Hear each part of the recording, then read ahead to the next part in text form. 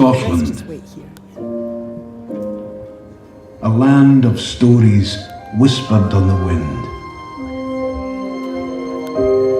carried by the waves that crash on the shore. City lights, country roads, misty mornings by the coast. Each photograph is a poem, each journey a diary of Scotland as we alone have seen it. There is no friend as loyal as a book or a song, and with every friendly face you meet, a new tale to be told, a new wonder to behold, a chance to be bold, to tread lightly and protect this place for future stories to come. So gather round and listen in. It's time for this story to begin. 2022 is Scotland's year of stories. Come and discover your own tale of Scotland.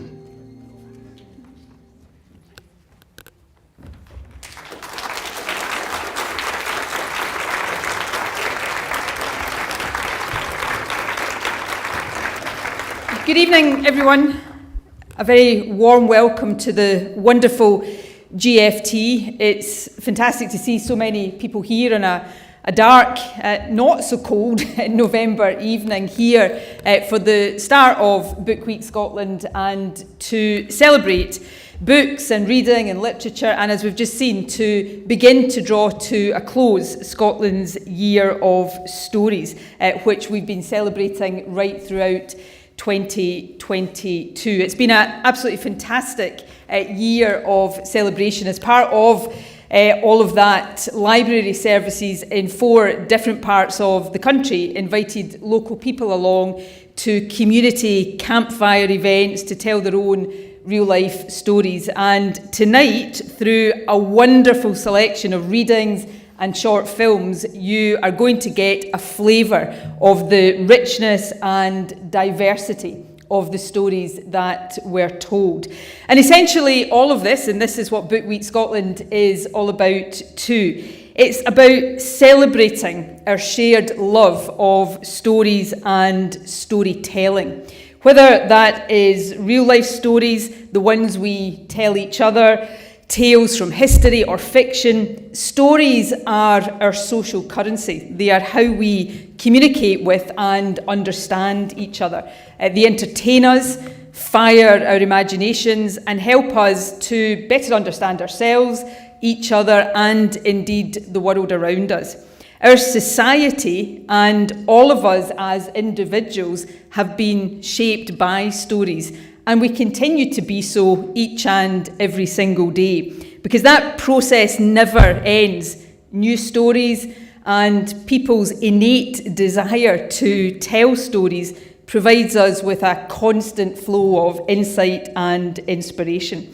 Now, obviously, there are many different types of story and many different ways of telling stories. But novels are one of the most important, and certainly the one closest to my heart. It's no exaggeration at all to say that reading novels has been absolutely central to my life, is central to who I am as a human being. Reading has entertained me, educated me, broadened my horizons, sustained me through many a tough time. And, this is not a statement that everybody will agree with, and it's perhaps a bit of a controversial statement to make in a film theatre. But for me, life without television would be bearable. It might take a bit of getting used to, but it would be bearable. Not without the news, obviously, Sally. That is an essential part of moving swiftly on.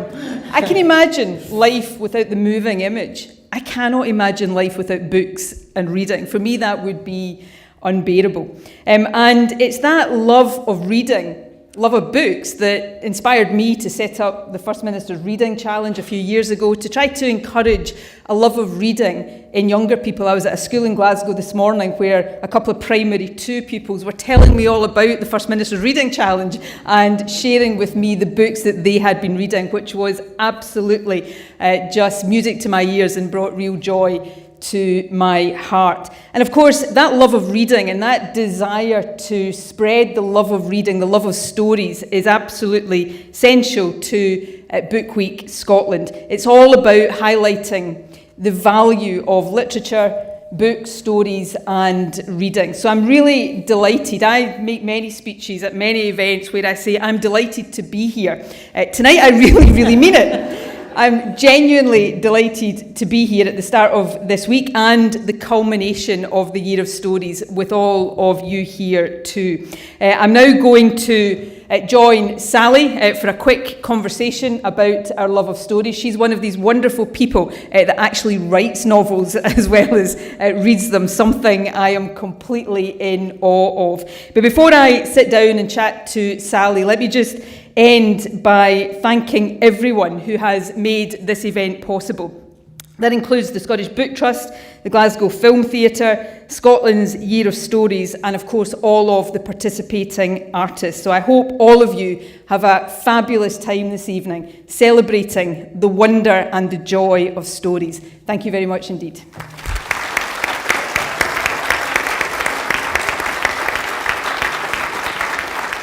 Thank you so much, First Minister. It's great to have you here, and it's great to just to hear you enthuse about stories with that kind of passion. And I wonder if you've ever been able to identify where it comes from, or where your first stories were, or what lit that flame. I've thought about this often, and I don't really know the answer to that, because I literally can't remember a time in my life where I didn't love reading. I remember before I went to school struggling to understand the words on a newspaper and desperately try, and I still vividly remember the one thing I could never work out was the silent E on the ends of certain words. And then when I went to school and learned to read properly, a whole world opened up. There were always books in my home. My mum and dad encouraged me to read. I hated being read to as a child, which is possibly a bit unusual. I love to have the book physically in my hands, and I to this day I like physical books. I don't really like reading on a Kindle or an iPad.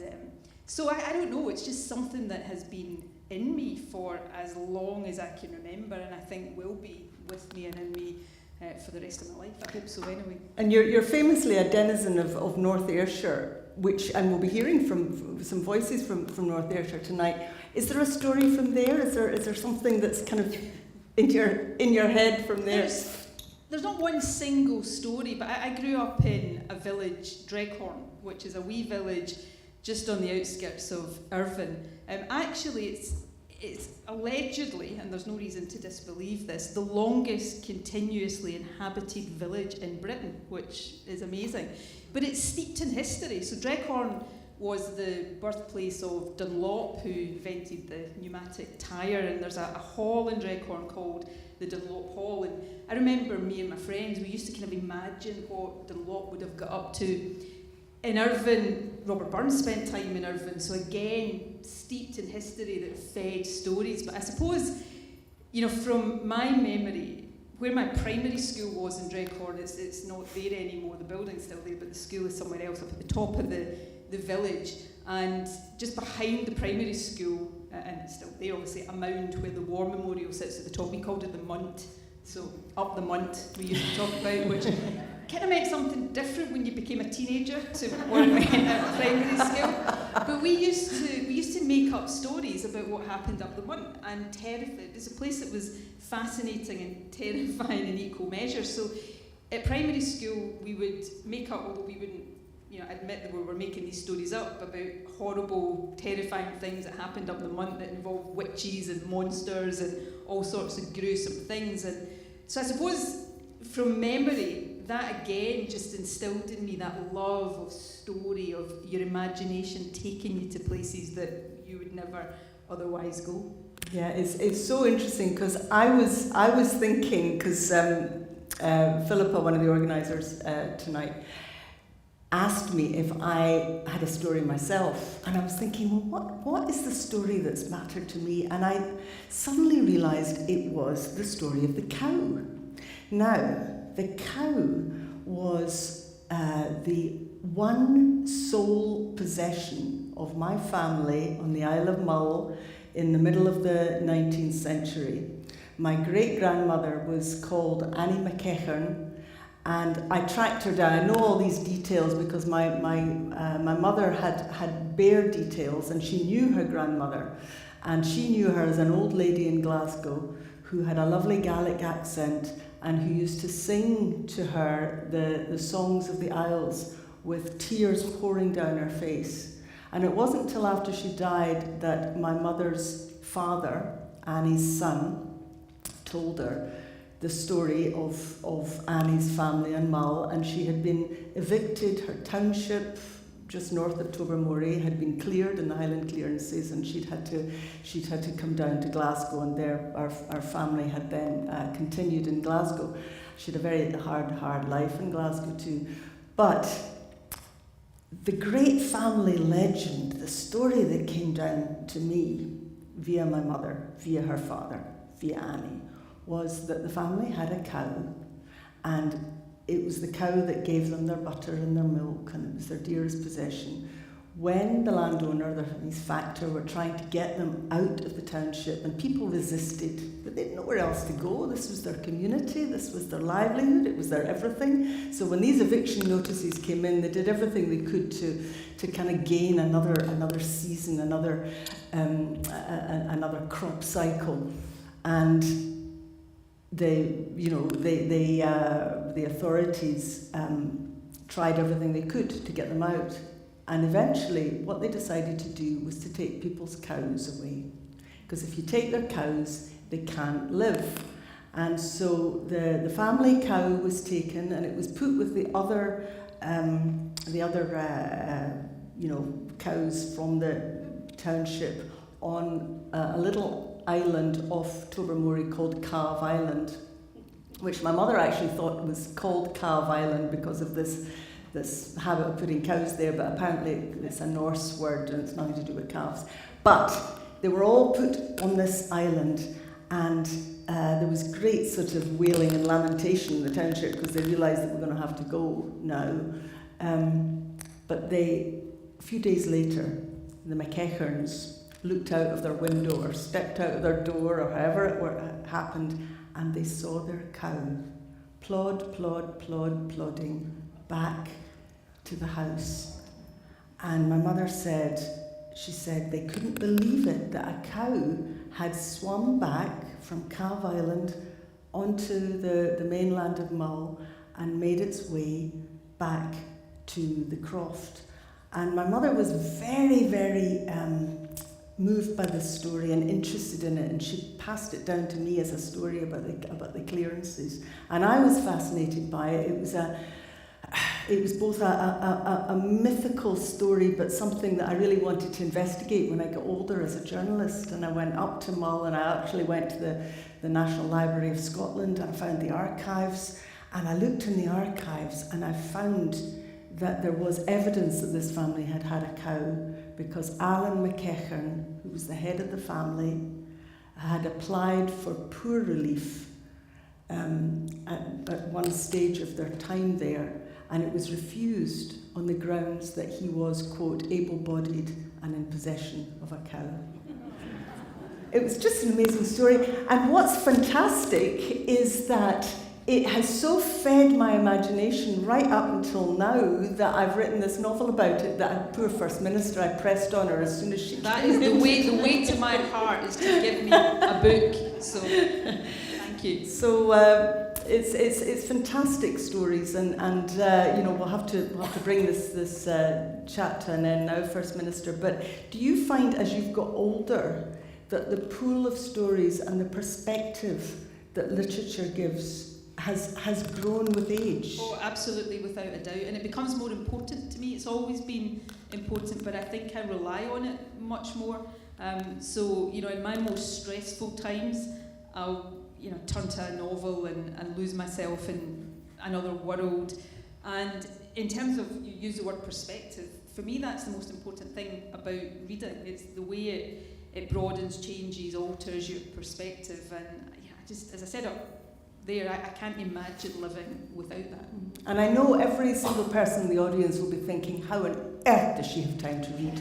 I don't have enough time. I don't, as I say, apart from the news, obviously, I don't really watch much television. And I don't have much time, but it's the way I manage to sort of usually get to sleep at night, no matter how late it is. If I read, even if it's only for 10, 15 minutes, I find that it takes my mind out of all the stresses and strains of the day and takes me somewhere else, and it makes it easier for me to sleep. So before I go to sleep, I try to read, and then I always try to set aside an hour, even if it is only an hour at the weekend, just to lose myself in a book. And it's what allows me to preserve something close to sanity. Do you think you ever will write your own, actually? Have you got a wee idea in there somewhere? I don't. I've got a few different ideas. I would love to think I could write a novel, but I am so, genuinely, I'm not just saying this because I'm sitting next to a novelist, but I am so in awe of somebody who can write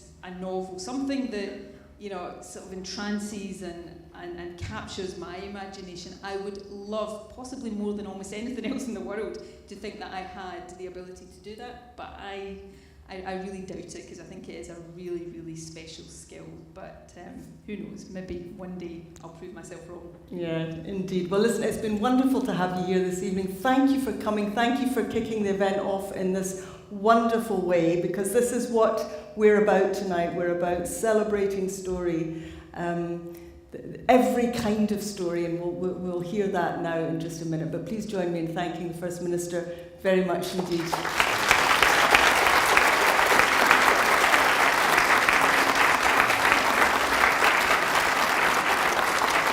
Now, I'll just give you a little bit more information about what you're going to hear now. As the First Minister was saying, the event is the result of a collaboration between Scotland's Year of Stories 2022, Scottish Book Trust, library services around the country, and aren't they wonderful, and we couldn't do without them, Glasgow Film Theatre, a team of wonderful artists, and most importantly, the people of Scotland who so generously shared the stories that matter most to them.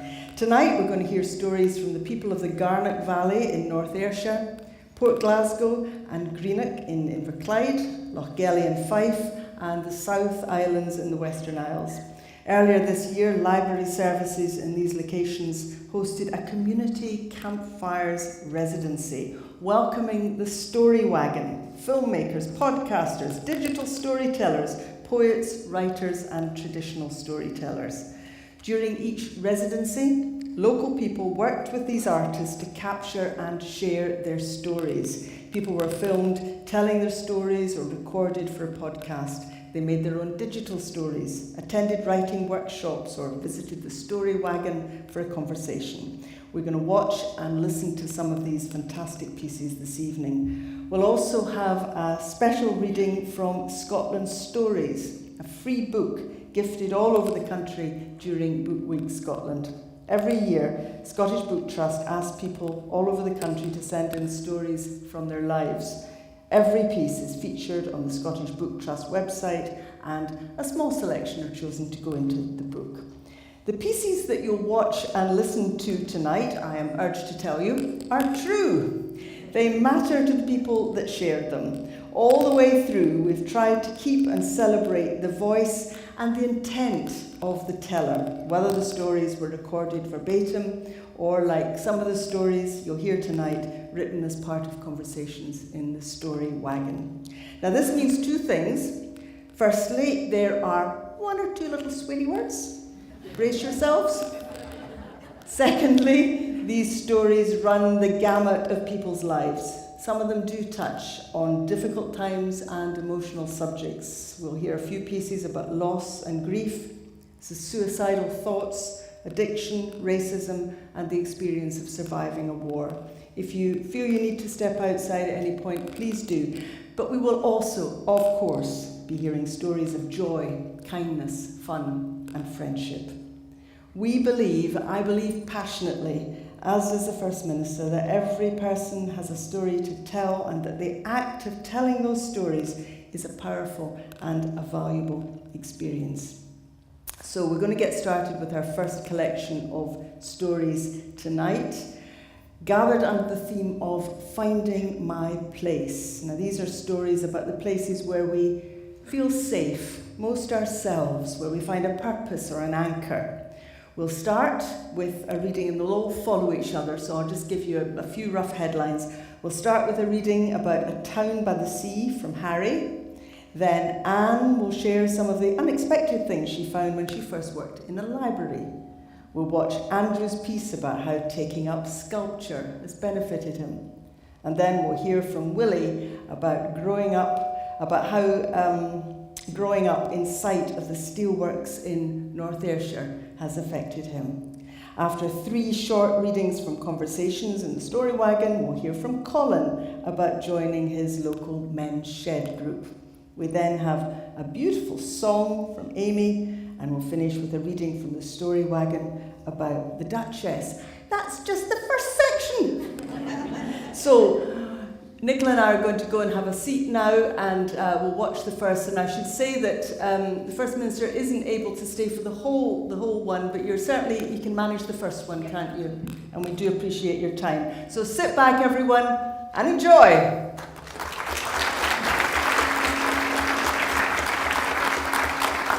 Good evening, everybody. This is called A Place by the Sea.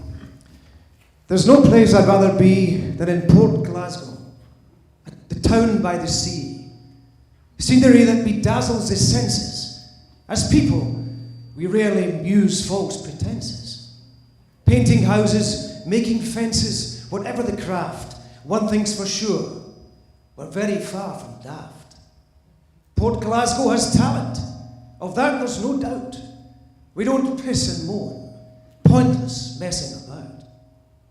We're all in with a shout as long as we can see the sky, trying hard to maintain being a positive guy. I think that is why it's more knowledge I seek. I'm far from a geek or an information freak. I live on a variety of literature, it's true.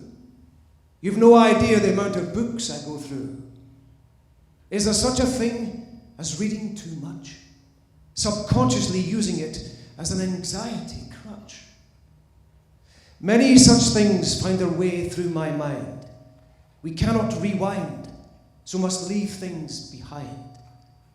This may be a small town, but we're big in heart, loyal and proud. It's what sets us apart.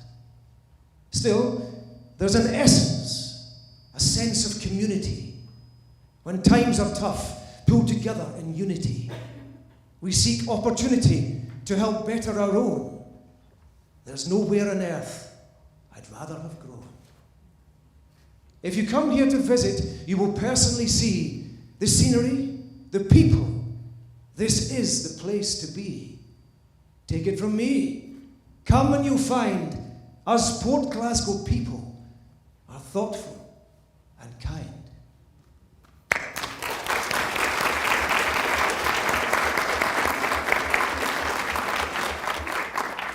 It started when I had 3 close deaths in the family, and as you do, you just work on, as you work longer and longer hours. And what happened was, my auntie had died, and my mother, who I was really close to, died, and then my cousin, who was my auntie's boy, he died, but my brother and myself found him in his flat 10 days after he died, and I think that was just a tipping point. A nurse took me in there to see how I was, because I'm a joiner, and the man's shed does a lot of building stuff and things like that, joinery stuff, and I goes in, and as soon as I seen all the joinery stuff, machines, I was like, oh aye. But I still, when he talked to him, they went into the kitchen, which was a social hub of the place, and I just sat in the corner So we're back at the man shed, and I get back in after the pandemic, and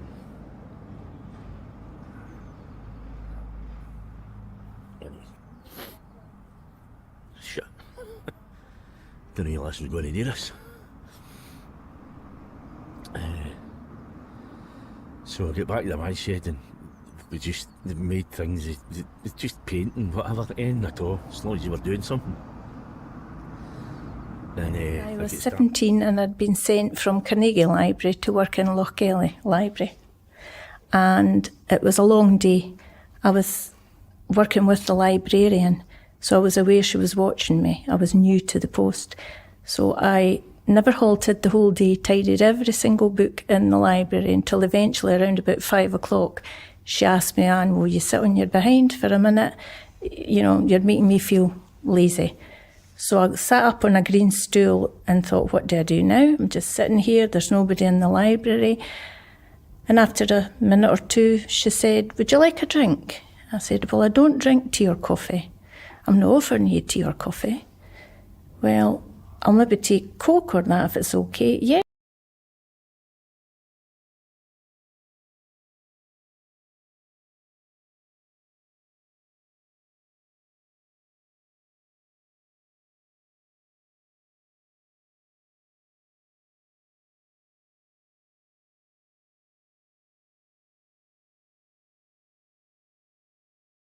Me. My artwork is mainly sculpture because I'm a tradesman by trade, so I find it easy to do. And I've selected... He actually won that year. He tried his heart out and he actually got the most segments on the one. So he was our star that year. And I'd love to know what's happened to Jamie. My artwork is mainly sculpture because I'm a tradesman by trade, so I find it easy to do. And I've selected that one because I was watching a Viking film and I thought, this is quite smart. So I've taken the armour as the steel, as the lead, and basically opened it up at the back to make it look like the sculpture's going to Valhalla. That's why, hence the lights. I've done painting, which I've never done in my life, apart from house painting. So I found that quite interesting, actually. So I've done a hell of a lot of stuff. You know, it's been a good course, to be honest. So it's also good for, I would say, anybody with PTSD like I have in the army, it's very good to go on. Because I've not had an episode for a year, so I'm dreading leaving now. I'm going to have to find the next course to do. So probably dressmaking or something, I don't know. We'll find something to do. Tailoring, that's what I'll do next. To keep my mind occupied. I just get fed up of seeing the same mundane thing in life, so I'll just try to tune up somebody's roof a bit and make it stand out. Whereas people on house say, which number? Because we don't have numbers here, it's just that Mackenzie's out in the bottom, and you think, who? So if you can see, if they say the pattern on the roof, but I think when I've slated Harris, everybody will have the pattern on the roof. I was born in Beith, and when I was a toddler, even before I started school, I remember when you're playing in the pavement outside, there was some evenings, the sky would all light up. It was absolutely the whole sky lit up, just like a flash come up, and it was all lit up. Well, it wasn't like a flash because it stayed for quite a wee while, and the clouds, everything went orange, and then quite often along with it, there was an explosion, there was a bang, and that's when I get told by my parents, well, it's the steelwork this is coming from. They were tipping slag down to the loch, Community Loch. So it turns out the flash was that, or the sky lighting up was that. But then the explosion, because sound travels not as speedy as light, then you got a bang later, but that used to be a regular occurrence. The whole valley would light up red and orange, and it was spectacular. It really was. And it was quite silent too, and then flared up, and then there was this explosion. And the explosion was, if there was any metal, liquid metal in the slag, and it get trapped into the water, the loch, that's what causes the explosion. I always remember that as never thinking that one day I would be in charge of all that.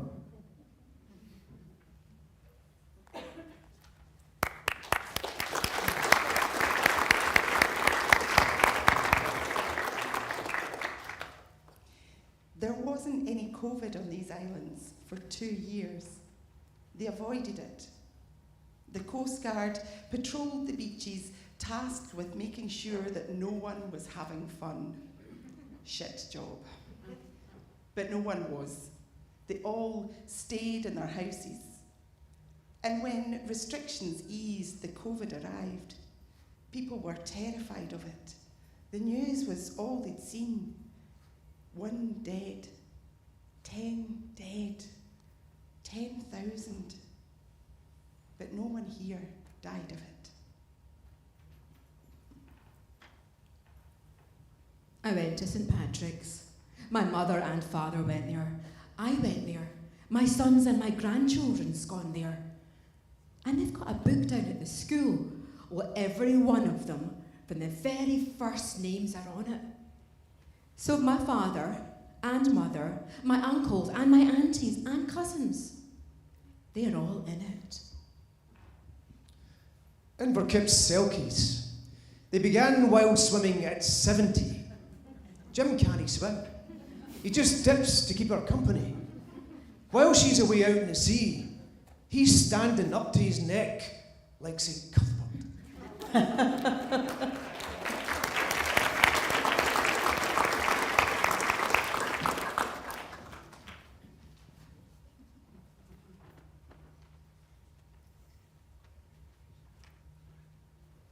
It started when I had 3 close deaths in the family.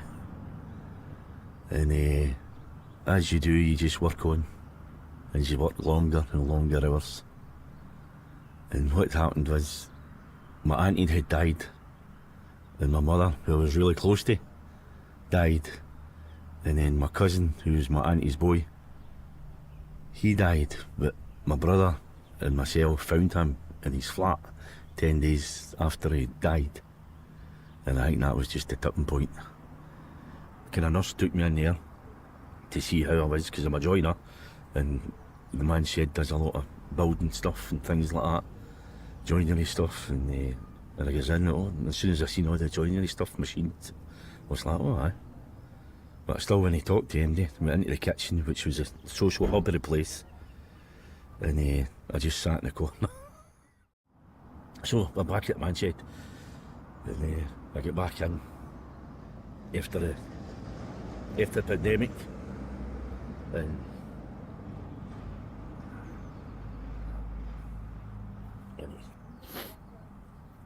shit, didn't realise I was going to do this.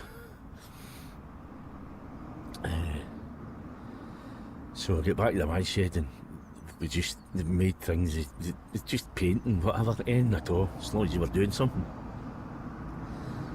And I get started to speak to people.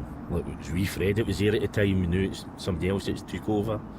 And there was Afghan, a big guy called Afghan, Stuart. Just people talking to you.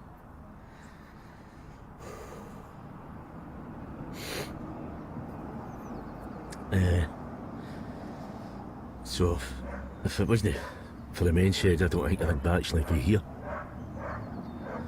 Because you just clam up and don't speak to anyone. And now we're back open again at the man's shed, and the sun's out today, which is really good, and I'm just happy to be here, really happy. Although it might not sound like it.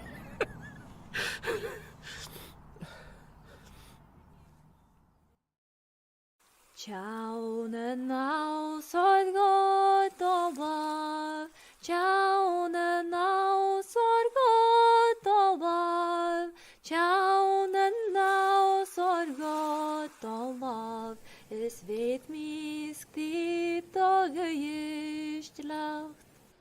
Am fisker kunsnen scienten blad, ag dien senjer mar viaugenor, han guan mar ska, han korom kunsklo, spuvor må vien vinne just laut.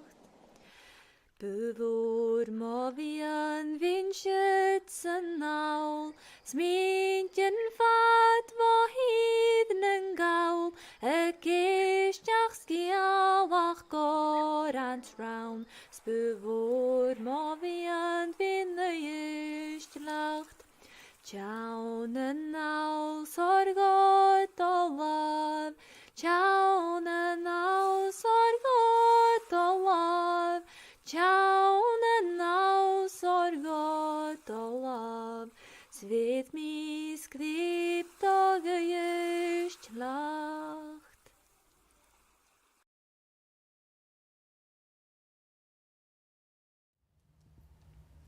The Duchess.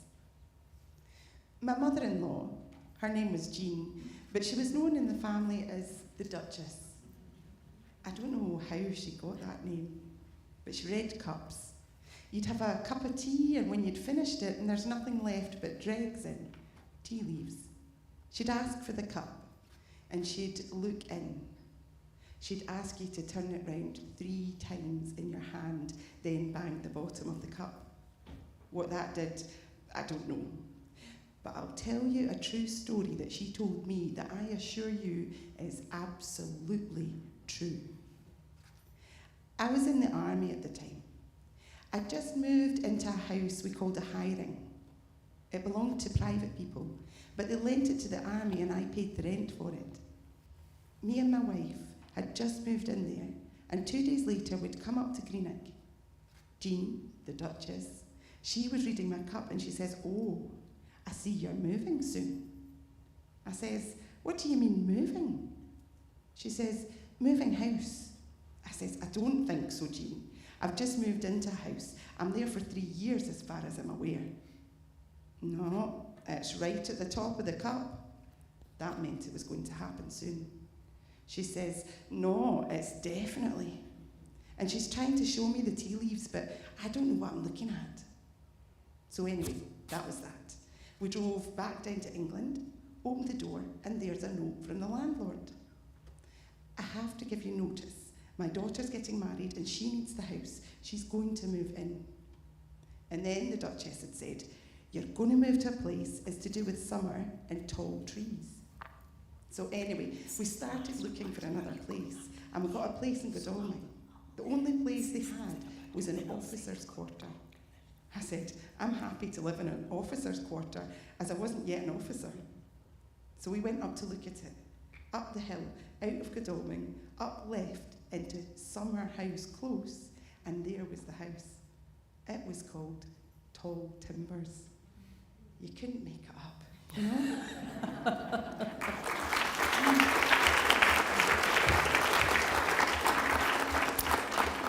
Isn't this absolutely marvellous? The range of voices, the range of languages, of tone, of laughter and tears, and that's what stories can do. And it's just the first. We've got lots more to go. Unfortunately, the First Minister can't stay with us any longer, but do thank her again for everything she's given us to us tonight.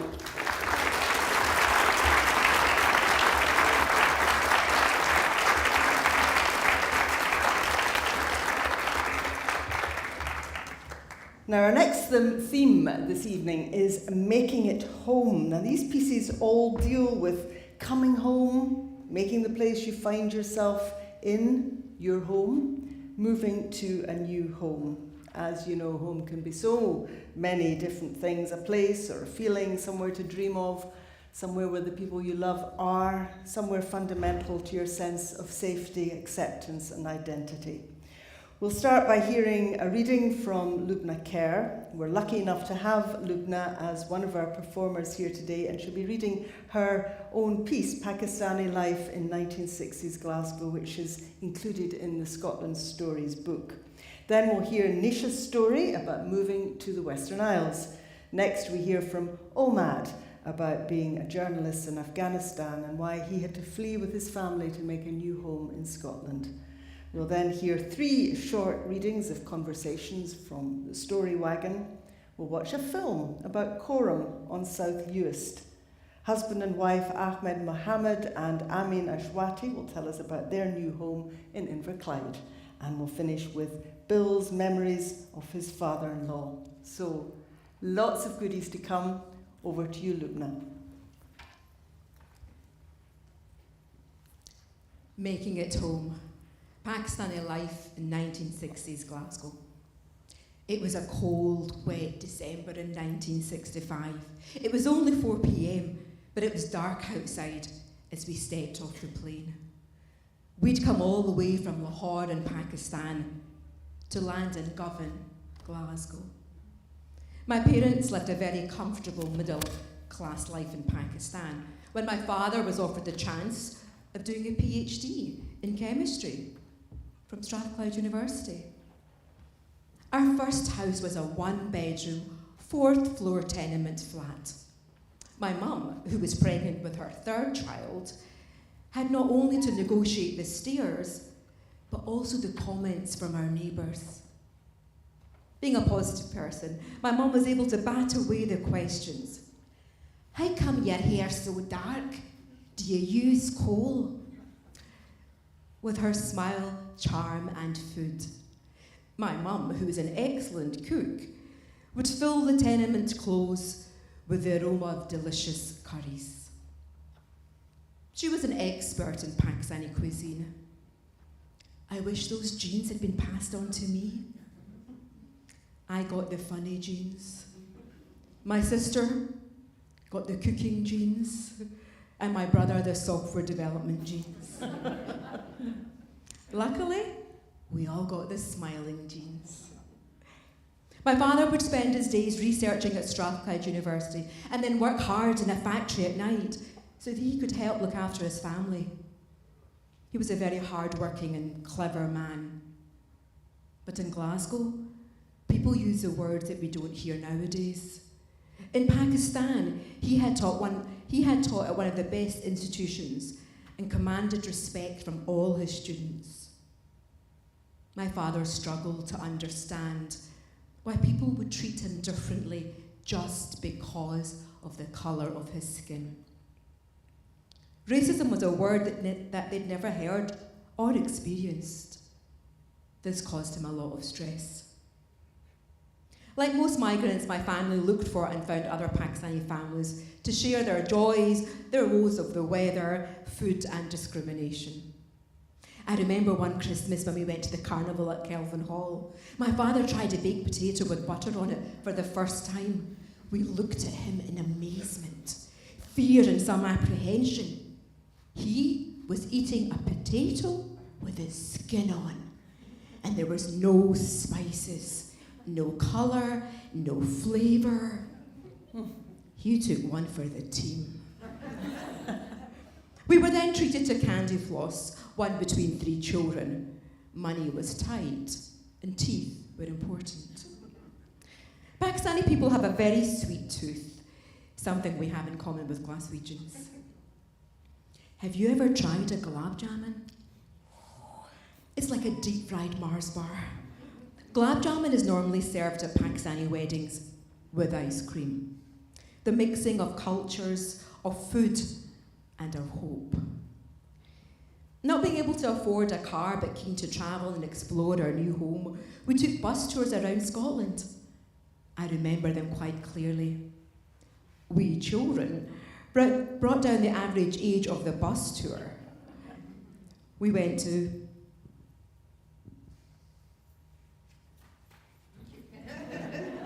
my able assistant. We went to Stirling and Callander and Inverness and everywhere in between. My favourite trip was the one where you never knew where you're going to end up. For every trip, my mum would make lamb kebabs under kakina, that's a spicy egg omelette, and we would have this bread and iron brew. The mixing of foods and culture were very prominent. For every trip, my mum would... the older occupants of the bus loved having us children around. Well, most did. On the odd occasion, we would hear comments about the smell in the bus as my mum would open the tasty food and hand it round to the family. It made me very conscious of smells, and to this day, I'm paranoid about it. That's why I buy the most expensive perfume. My father loved the Highlands of Scotland. I think it reminded him of his homeland where he'd grown up after partition from India, and where he would often visit the Himalayas. Those mountains were slightly higher than our own Ben Nevis. One sunny day, many moons later, when we had a car, we climbed to the base camp. In our jumples, our sandals. I can still picture the scene. My father walking across the rope bridge, using his hands to hold the wire rope, then balancing on his feet like an acrobat, taking his first steps on a high wire. I'd never seen a person of colour who was an acrobat. He turned and smiled at me as he crossed. I was so relieved to see him make it back. My favourite memories of us as a family are playing cricket in Maxwell Park in Glasgow. My father, the slow spin bowler. We could have done with him this weekend. My father, the slow spin bowler, me batting and my siblings the fielders. My poor mum was the umpire holding onto all our coats with no hands free to sign for a 4 or for a 6. Again, a picnic was always part of the joy, eating Pakistani food, samosas, chicken kebabs with chapatis, and as ever, washing it down with ginger. We'd expanded from Iron Brew to Tizer and Coke. Because my mum was a great cook, people would never refuse an invitation to eat at our house. My father would invite his colleagues to come to our now 2-bedroom tenement flat in Pollokshields for dinner. He was so proud of my mum and how well she had coped with the change in landscape, weather, and expectations.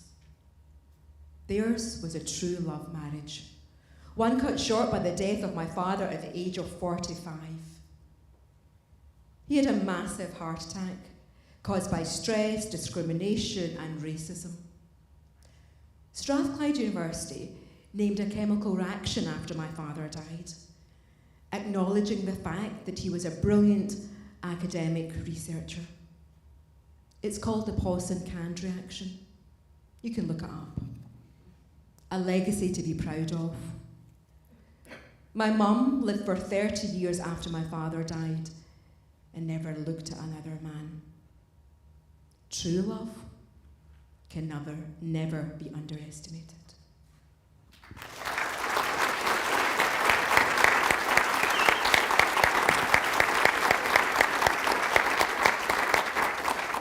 So I moved here just after kind of the lockdown, when COVID was still very much going on, but I think the lockdowns had all ended. During COVID and before COVID, I'd had quite a difficult time. Like, my mum died in 2015, and there was lots of difficult family stuff going on, and education hadn't been my priority for that time. And then during COVID, my auntie went, "What do you think about moving up here and doing the art course?" Because that's one of the things that brought her up here. And I kind of took a leap of faith and said yes, and then panicked about it for the next 3 months until it happened. And kind of on a wing and a prayer. And then moved up here in May. So this was decided, no, I came up in April, sorry. So it was decided in February and I was here in April, so it was a very quick turnaround. And then I was living here with my auntie, and she hadn't lived with anyone for a long time. And I'd been living with my dad, but we were more like distant flatmates than kind of like living together, if that makes sense. So it had been quite a long time since either of us had really lived with someone. And so the first month was quite challenging. And then I went home for a month, and then I came back for the full year to do the art course. And it's just like everything's just kind of completely changed since I moved up, the better. The first month of us living together was quite difficult. But I think it was because neither of us had lived with people for quite a long time. And also, I think we both had quite difficult histories with family, and our family and other family as well. And so it took us building up a lot of trust and realising that, like, ultimately, like, we weren't fighting each other during our arguments. We were fighting for our relationship to be better and for everything to work and and for her to get what she needed and me to get what I needed.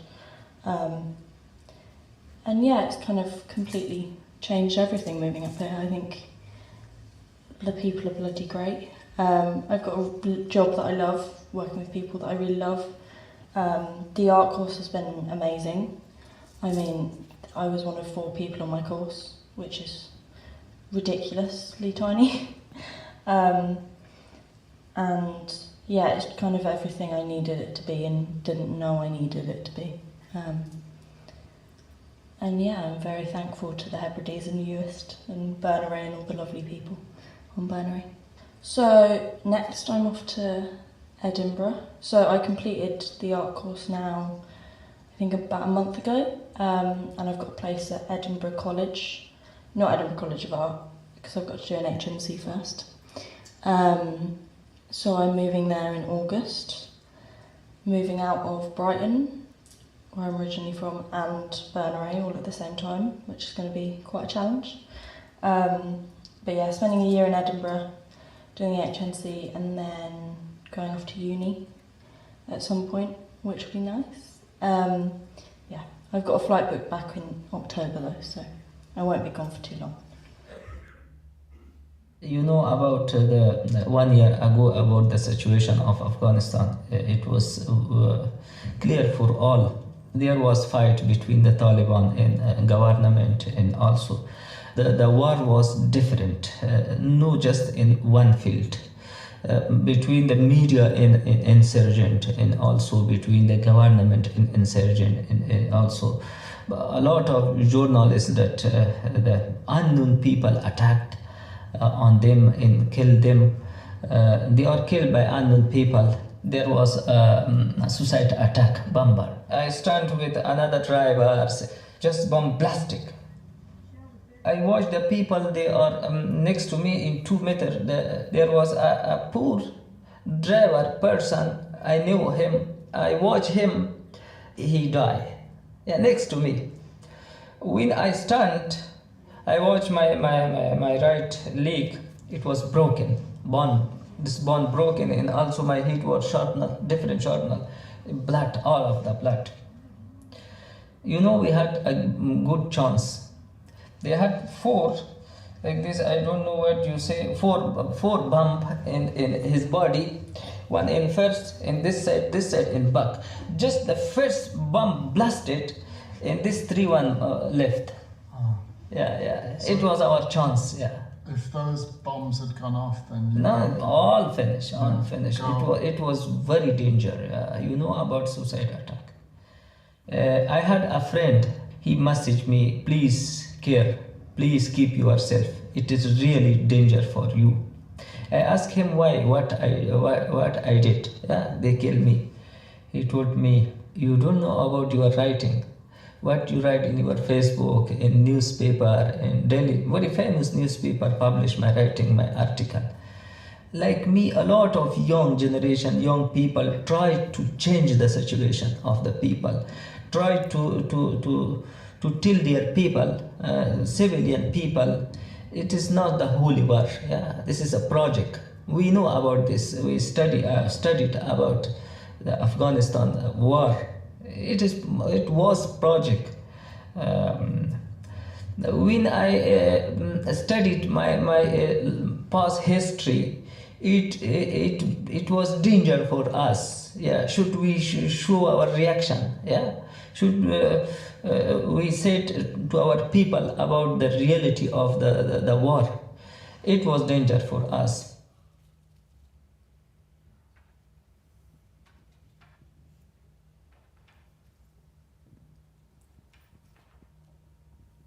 Another, mother of 2, smoker of plenty, moved to the US during lockdown.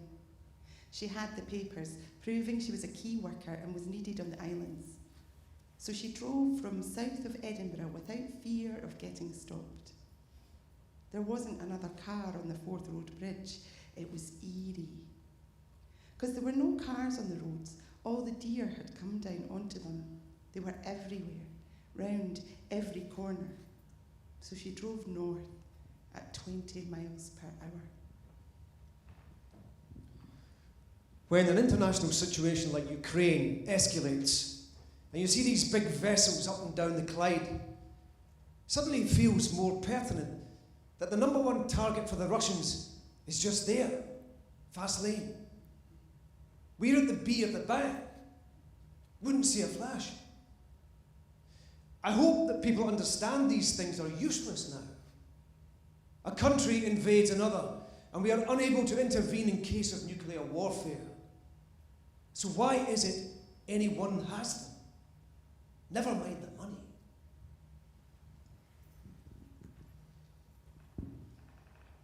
He's visited 71 countries, speaks 5 languages, and has made Greenock his home.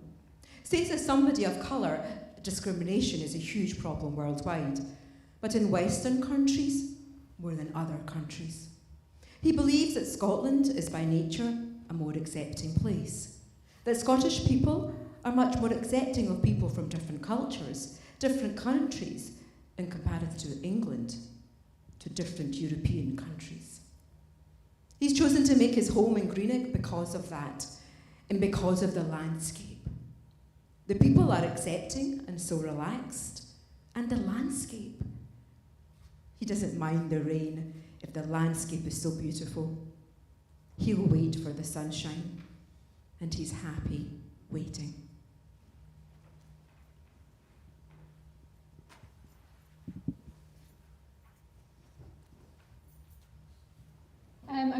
I grew up in cities and I went to university in a city, so when I came here, sort of the space that a lot of people think is empty, but I also always say that I was a lot less busy in Gothenburg or in Glasgow than I've ever been here, because you're involved in everything here. Just in terms of the volunteering, and you just get signed up for things. Didn't used to go to church before I moved here, and now I do. It's a different sense of community here. It's a lot more close-knit, even though the space is vast.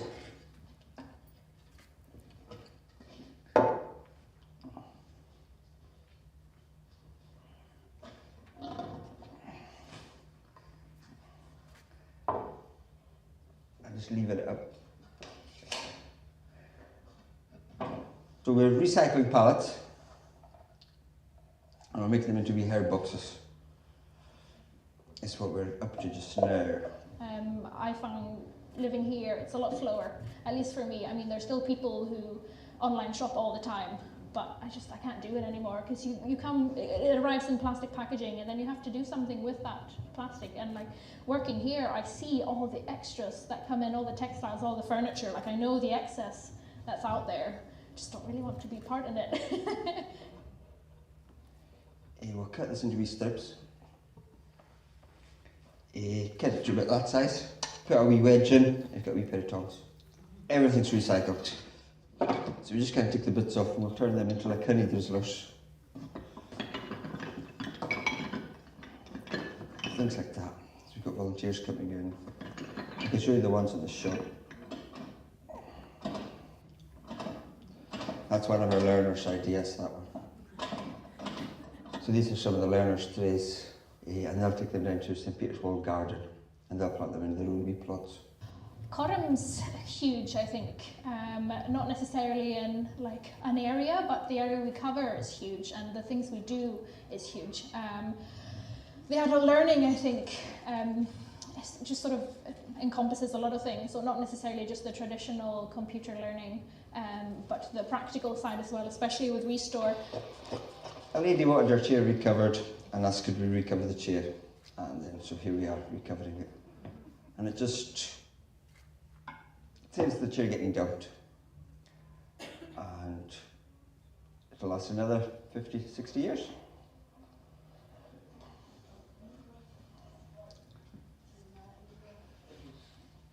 So this is the rest of the hair planters that the learners volunteers have been busy working on in this shop.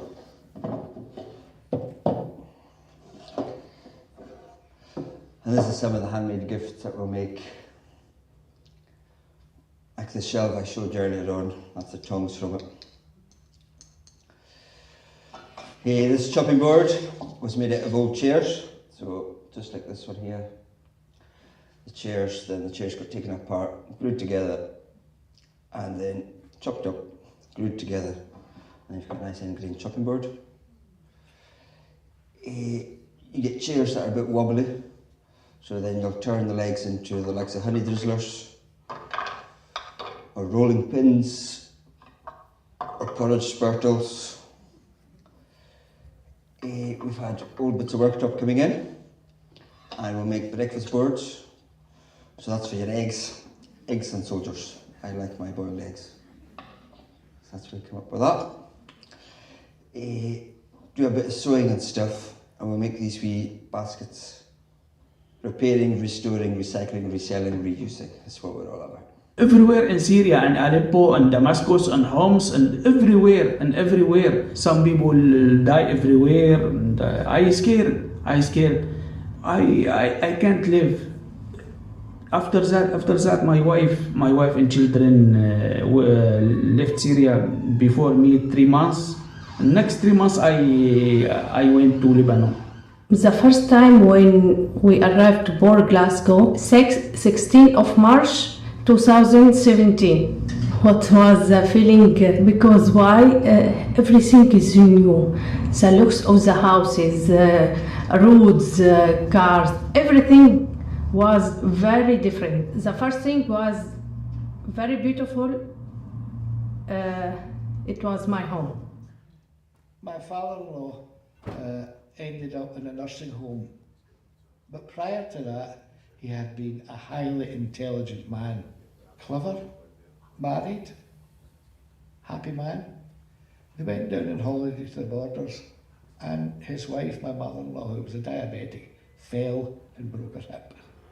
8 months later she was gone, because if you're a diabetic and something like that happens to your legs, does you? So when she passed away, he took to the bottle, and I mean big time. And one of the times we got a call from the local hospital. Your father-in-law was found lying in his garden unconscious. So got back out, he was still drinking. I had to tell the local shop owner, stop selling Jimmy whiskey, you're killing him. But prior to that, during the war, he had been a navigator on Halifax bombers. And in 1943, they got shot down south of Paris. He was on the run for 3 weeks, and eventually a French farmer gave him away to the Germans. Now, the German officer kept questioning him, name, rank, serial number, name, rank, serial number. If you don't tell me what's in this report here, which I know, he said, I'll have to hand you over to the Gestapo, and you won't like them. She's lifted fags and matches. She said, I'm going out for a cup of coffee. I'll be 5 minutes. Look at it. And Jimmy opened up the folder. They had everything on him, including his grandparents' names. So he said to the guys, right, you've got me. So he says, right, fine. And he was interned in a camp in Poland for 18 months, and used to get Red Cross parcels, and the Germans would bayonet the tins so they couldn't keep them to try and escape. And eventually one day they could hear like bombs and planes. The German guards came in and went, that way is the Russians, that way is the Americans. I think you should come with us, because that's where we're going to go and surrender. That was it. But when he was in the nursing home, they got a new charge nurse, a lovely girl who was German, and he would not give her the time of day. She was German, and that was it. Never a word he spoke to her till the day he passed away. It's funny. My sister and my brother-in-law both passed away. It was 1994, it must have been, yeah. They were in Paisley. My sister lived in Glasgow, used to have a house there, and they went into Paisley to get him a golf jumper because he was a great golfer. They got back to the house. My brother-in-law was taking his jacket off. My sister took her coat off, and she went, Harry, take my hand. He said, what's up, love? She said, I'm dying. I'm dying in his arms.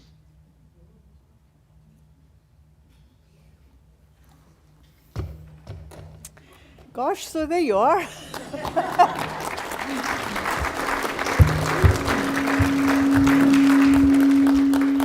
Wonderful stuff. You just think with so many of these that you could think about them for a long time afterwards.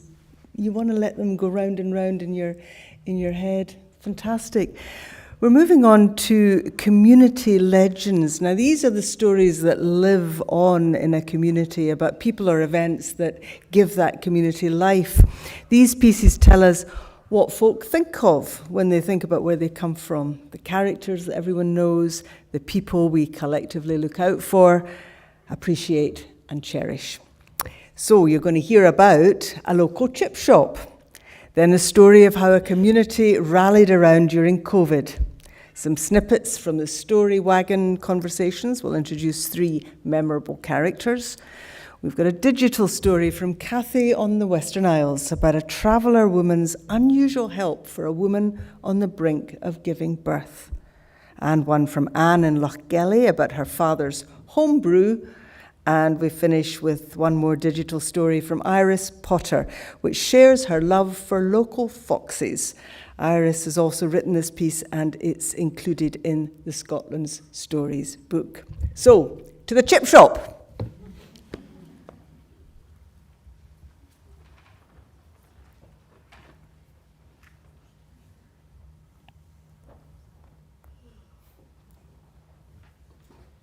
I worked in our local chippy. It was called Andy's. It was a great job, and Andy was such a lovely man and never shouted or ordered staff about. At the end of the night, he cooked us whatever we wanted from the menu. My dad used to go in after a night in the local social club, and because Andy was a family friend, he would give him a fish supper with 4 fish in it. When he came home, I used to have a piece with chips, always on plain bread with real butter. I grew up in Ballingery, which is one of the 4 villages that make up Benarty. So I was born in the house that my mum died in, grew up there. But my mum and dad always put huge emphasis on education. So me and my huge family, there was 7 kids, I'm the second youngest of 7. If anybody's going to get better themselves and get out of there, they put huge emphasis on education. And I have to say, me and all my brothers and sisters, we did do that. There was no getting it to play with your pals until your homework was done. But we all flew, and for me, I ended up down in London and working in central government down there. And I always swore when I left I'd never come back. I'd never come back to Scotland. If I did, it wouldn't be Fife, and if it was, it wouldn't be Benarty. And here I am, I'm literally living 100 yards from the house that I was born in. But what's kept me here are the people that make up our community. They're absolutely fabulous. They chip in. I'll just give 2 examples of that. One of them was during the pandemic, and another group sprung up, the Benarty Emergency Response Team, and half of them were on the phones, and it was 9 till 9 in the morning till 9 at night. And people could phone up, order groceries, and then there was another team that drove out to pick them up and deliver them to the people. Another one stemming from the pandemic, was one of our drivers. He was aware as he was delivering stuff that obviously there's kids stuck indoors with nowhere to go and nothing to do, driving their parents mad. So he thought, right, we're going to start a wee competition. And he made some bird boxes. And as he was doing his deliveries, he was leaving bird boxes, and the idea was that the kids would paint them, decorate them. They were to get left on his doorstep, when they were out for their 1 hour exercise, and he put them all up around the country park, and those bird boxes are now obviously getting used. And it also gave the kids an excuse when they're out for their fresh air, a bit of purpose, trying to find their bird box. And then went on to painting stones, then he introduced fairy doors, but this time local businessman's involved. I'll make your fairy doors for you. So he produced God knows how many hundreds of fairy doors, and then we had actual fairy cutouts, and Derek Davidson's his name. He then put them all up in this wood that frankly we just took over in the country park. Although we did go get permission, we did do the diplomatic thing eventually and go through Fife Council and got to get permission. But that's all up there. He started a crowd fundraiser, and the amount of people that subscribed to that fundraiser from the local community because they loved it. They absolutely bought into the idea. Thousands got raised for that. Huge carved archway was built for an entrance to the wood. Local craftsmen were designing their own toadstools, were taking old clumps of wood and everything and taking them away, carving them, and then Derek would open his door and all this, there's a giant mushroom sitting there or whatever it was. People making fairy houses, and just absolutely fabulous. And we've got other huge carvings there now.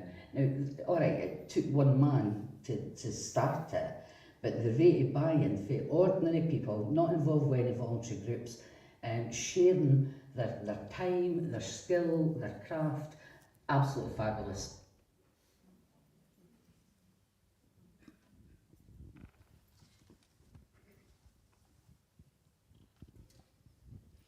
And my mother, oh God, my mother was a lady and a half. They were down trying to stop people going to work at the pits, and my mother got put in the Black Maria twice. They were saying, Mrs. Lynch, we're putting you in the jail tonight. She was away tooting for the miners, you know. She was something else, my mum. Anyway, the pit's going. That changed us completely.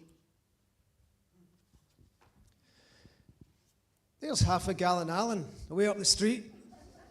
Sinks a quarter bottle by the time he's gone from the offie up the gunnels. Says he walks by the Calmac boats being built and they shout, "Fuck off, McLaughlin," at him.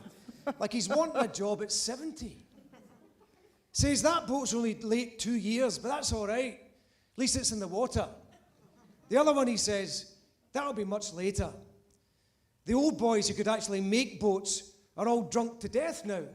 Sunk. He points to the overdue Calmac boat and asks, "Do you believe in ferries?"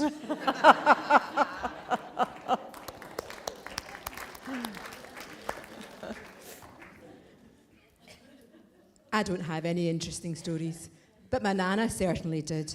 She was someone who was amongst all the community. She was an interpreter for the deaf, so she did quite a lot of work there, and she also had epilepsy. So anyone who was newly diagnosed, she would take them under her wing until they got used to the diagnosis and gave support and things like that. Though it was through her church, she did a lot of community things. Her epilepsy got into some situations as well. Her epilepsy was brought on by a head injury.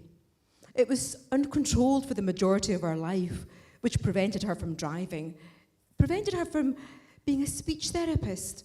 It wasn't allowed back in those days. But it did provide with some interesting injuries and interesting situations, including she was on her way to support someone who'd been newly diagnosed with epilepsy at Paisley Gilmer Street.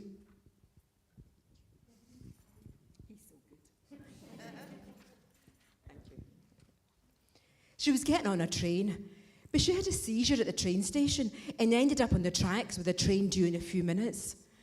My nana was a larger lady, and two men jumped on the tracks and was trying to hoist her back up while she was still having a full-blown seizure before a train was coming into the station.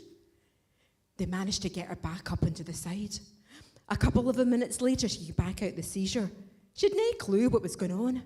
She thought they were having their own, that she'd fallen on the tracks, and even to this day, she was like, "No, that didn't totally happen." Until they showed her the camera footage of, yes, it did happen, and you need to go to the hospital and get it checked out. Travelling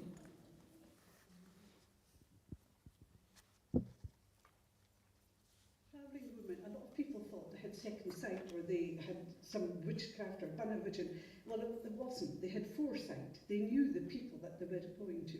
And this old traveller woman had come to this village not too far away from here, and she knew the house that she was going into and sat down in the usual felicitations, and the woman of the house was sitting with her daughter who was heavily pregnant, but they seemed to be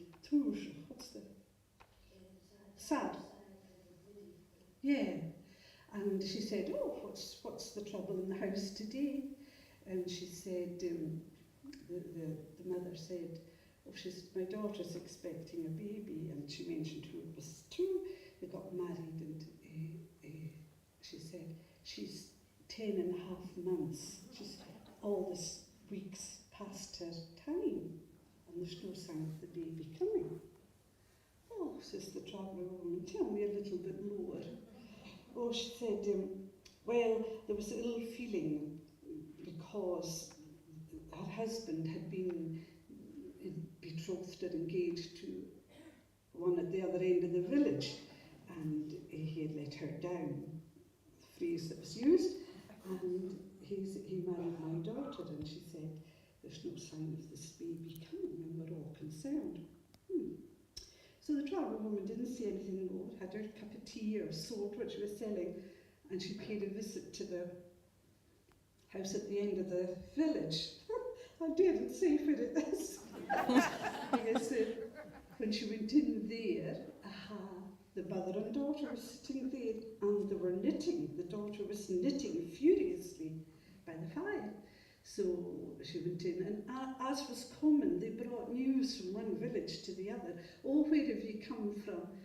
Oh, she said, she said, we've just arrived, and have you been to many houses yet? Oh, I've been to your neighbours, and I've been at such, and she mentioned the one at the other end of the village. And she said, did you hear the good news? And the caliph said, what good news is that?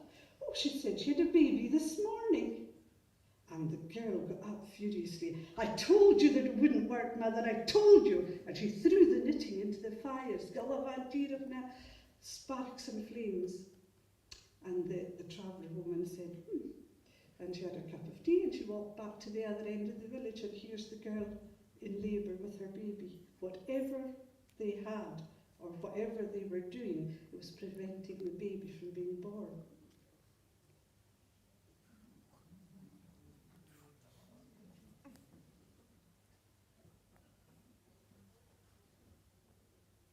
My dad, he was a great one. He used to make a ring and a plate for us, and go-karts and things like that. My dad was off a Honda. He used to mend shoes, he had lasts and all the rest of it. And he used to make great wine too. He made elderberry wine, and he took it off and bottled it, and then he made a sitting fermentation of it and got elderberry roast. Very economical, my dad. 12 fermentations after one lot of brew. It's fine. So when he died, when we were clearing out the hut, we come across a bottle, a demijohn that was lying up the back, and the cork had popped. The one that had the airlock in it, and checking how long it had been lying there. Quite a long time. And the boys were all set for chucking it out, and I says, "No, you're chucking it out till I taste it first." That's my dad's ring. I'll not touch it. So they brought it in, and they were all looking at me, "You're off your head. You'll be sick." I said, "No, I'll be sick. I've been sick before." And I tried, and it was beautiful. It was absolutely lovely, like nectar. And I drank the hell down. Hell in them.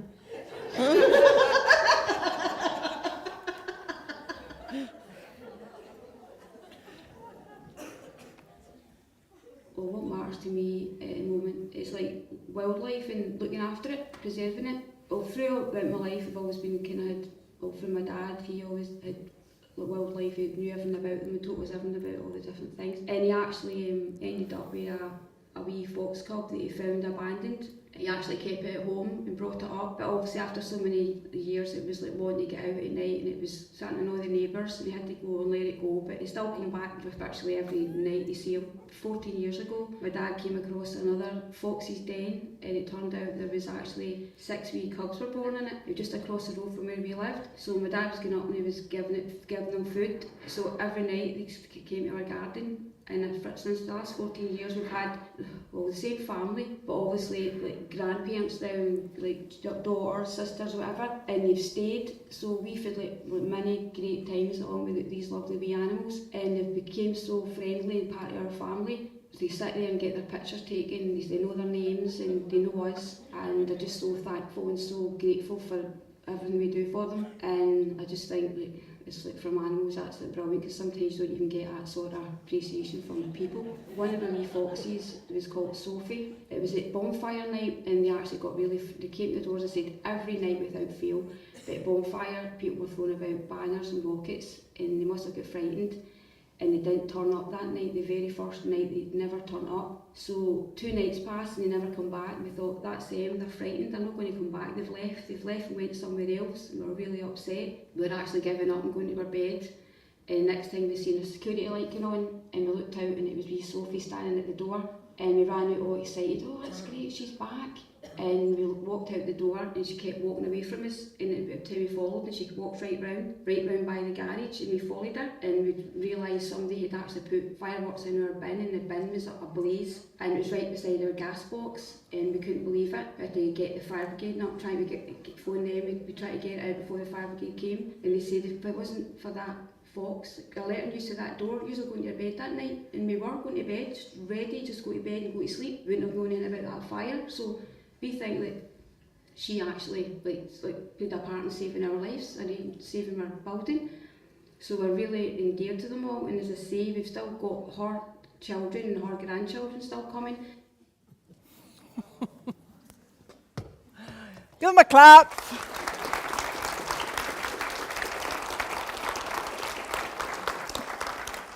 Aren't they just marvellous, these stories? And see that one with the traveller woman and the knitter and the overdue birth at the other end?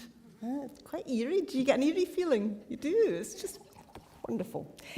Anyway, we come to our fourth section, and it's origin stories. These tales all tell us something about how their teller came to be who they are, or about the things that have mattered to them in their lives. We start with Sarah telling us about becoming a librarian. Then we'll watch Alistair from Bernery telling us about his life on the island over the years. Mary Shelvin shares her memories of ballet as a child, followed by 3 more snippets of conversational stories from the Story Wagon.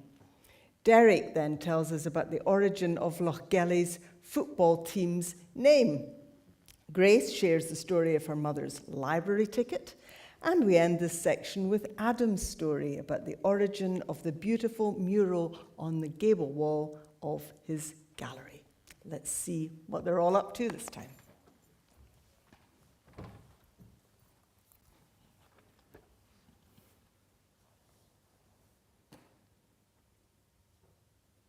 My name's Sarah Ann Kelly, and I am the local studies officer for Fife. Well, I've always been a librarian.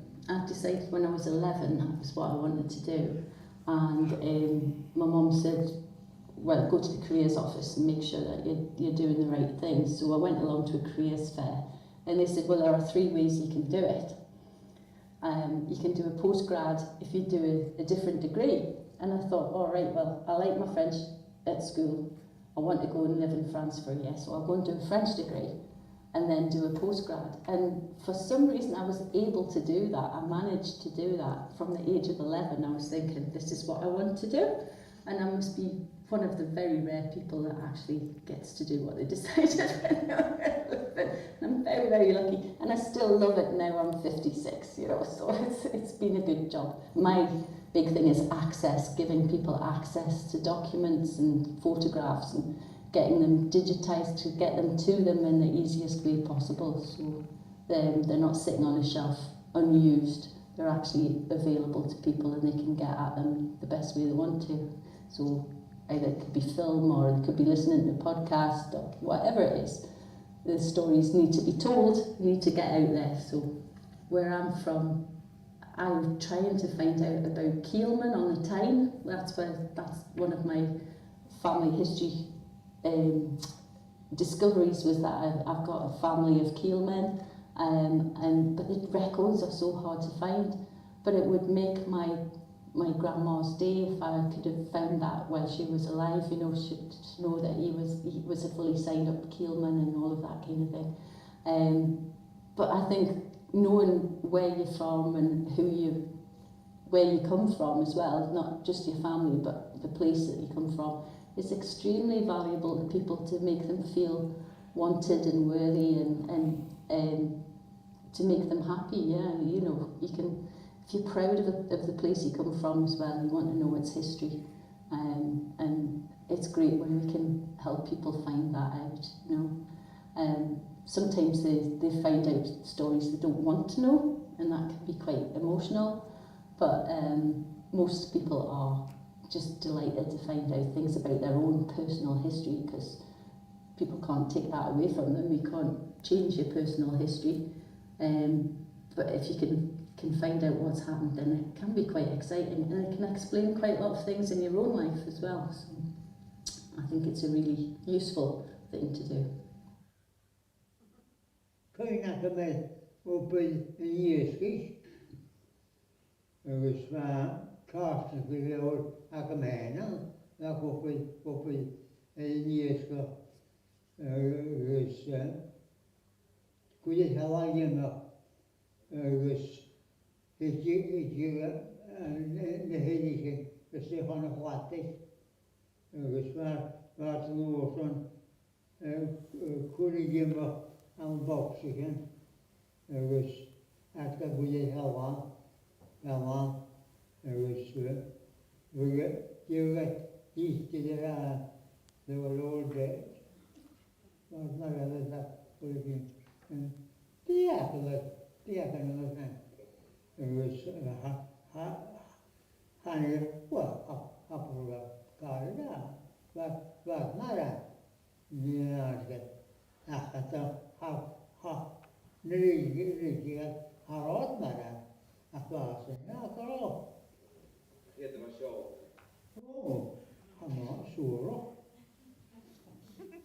Well, a sin chláine maiachcin. Can't the devil on that.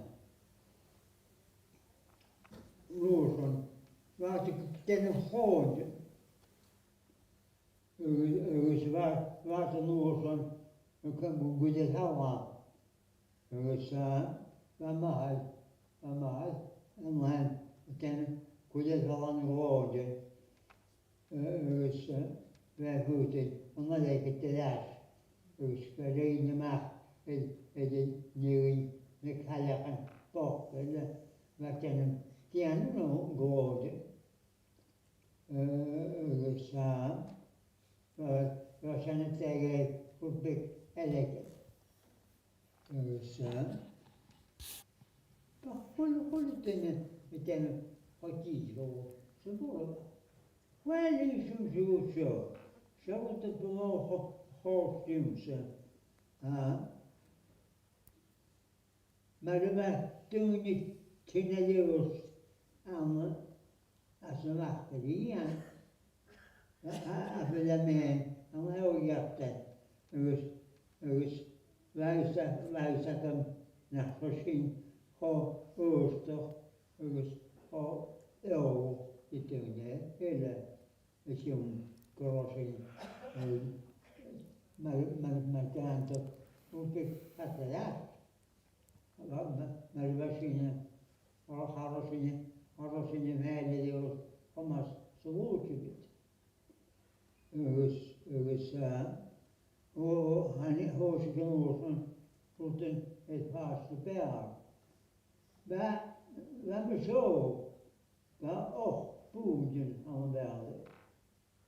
En dan de bergen zei je, ach, zei je dus goed je me laten hier. Ook zo, ja, hoe moet je schichtig zijn? Dus, hoe moet je als het hoe is wat je zo met je steeds, hoe moet je schichtig zijn? Dus, 5 uur geloof. Dus, hoe moet je wij werden nodig en allemaal heel. En 2005, dus have the high music even down by up the hill, going on. It was a more growth to you borrow, so was a lana, I have to was spirited. At the Hawa, but a car, and the big more. It's so long ago I can't remember, but what I do remember is buying the shoes. You had to buy the special point shoes, and we bought them in the Co-op shoe shop, which used to be, strangely enough, down the stairs in this building. So my mother went in and said she wanted to order these shoes because they wouldn't keep them in stock. And the shoes arrived. They were white. Ballet shoes nowadays are all pink. They're starting to look at brown ones for people with darker skin. But mine were white, and I took them to my dance class for the first time, and the teacher broke them deliberately. You have to break point shoes because they're made very stiff, but your foot needs to curve at the instep, and she broke them off the edge of the table. And I was horrified, but after that, when I outgrew those shoes and got a new pair, I knew that my teacher would always break them for me to make them more comfortable. I remember the first time doing a pirouette. That felt really good. That felt like being the dancer in a music box, spinning round on my toe. And I remember concerts that I was in and costumes that I had, but I can't say I remember being on my points for the first time because I was probably only about 9.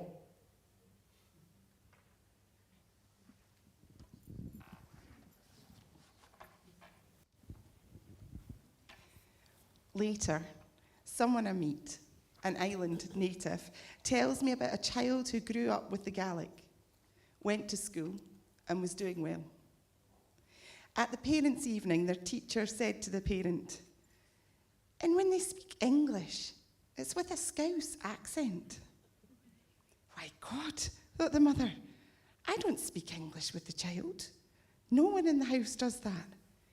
Where is it they're learning that?" It was Thomas the Tank Engine, the Fat Controller, Ringo Starr.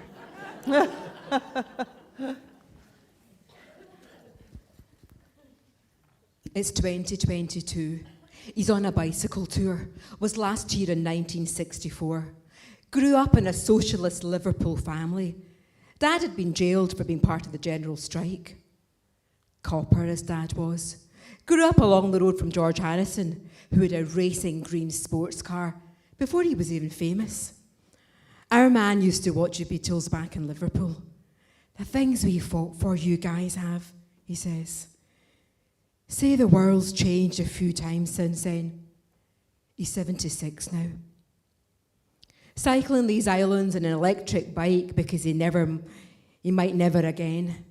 Hasn't drank in 22 years. No tea, no coffee, no meat. He lives on the west coast of Ireland, and the money he saves funds his travel. Tell us a story about fleeing Spain at the moment of the lockdown. He was the only traffic on the Page motorway that wasn't a truck. Lisbon Lions won the European Cup 25-5-67. So his dad went and changed his legal name to the full team. Got stopped by the police who said, "What's your full name?" Thought he was going to get lifted when he replied with all 14 names.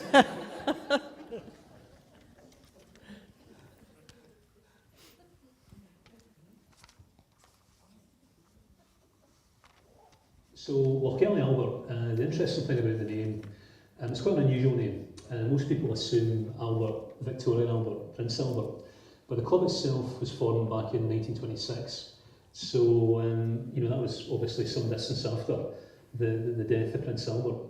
It might be the case that they took their name from Royal Albert, who a Lanarkshire club who were quite successful, non-league club if you like. But there's also a story that's gone around for a long, long time, it's persisted for ages, that they took their name from Alberta on the Somme. The club were obviously formed immediately after the First World War, a few years after the First World War, and a lot of the local guys served in the Black Watch or regiments. But the story has persisted that these men, came back from the First World War. When they formed the new club, they called it Albert after Albert and the Somme. It's an interesting story, one that I've never been able to conclusively prove, but I know for a fact there was a club certainly predating Lochgelly Albert called Lochgelly Old Soldiers, and whether or not there's a connection between the two, I'm not sure. But we started off as what they called a tea club, and the reason they were called a tea club was the home team were obliged to provide the teas for the opposition.